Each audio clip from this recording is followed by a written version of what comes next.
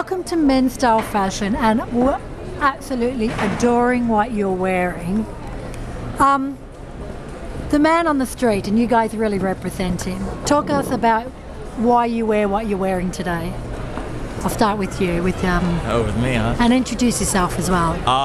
My name is Simbarash. Yep. I shoot for my blog, Lord Right. Ashbury. Yep.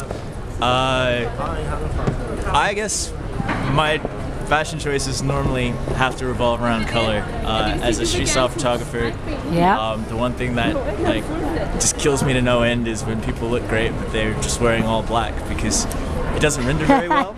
Hold on. Oh, he's not wearing all black. I'm not all black He's not today. wearing all black.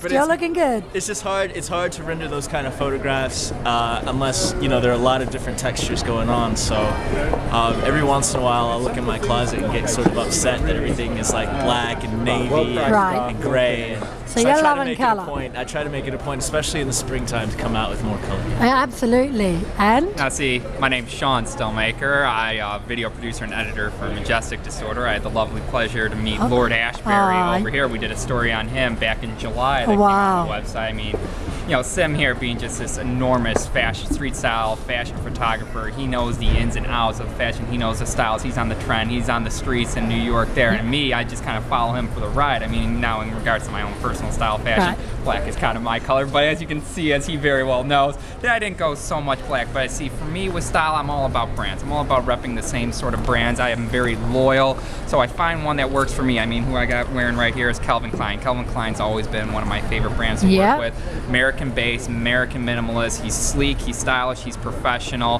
For me, it's more kind of a subtle style is what I like to go for. Don't be able to blend in, but stylish enough to kind of pull off a little bit of a trend. Me being a newspaper reporter in the background, I don't like to draw too much attention to myself. I like to just kind of be able to mix in, fly on the wall. It makes, the sources more easy to talk to. It makes you easier as a chameleon to kind of go in, get the story, move right on out. So, there's a method to my madness, if you will. no, fantastic. The thing is, I have to say, you are one of the most stylish paparazzis out there. Are you comfortable in what you're wearing when you're doing your job?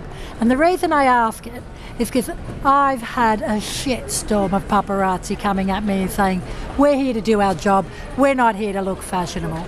Give us your message, really, to them, because I think they're so wrong.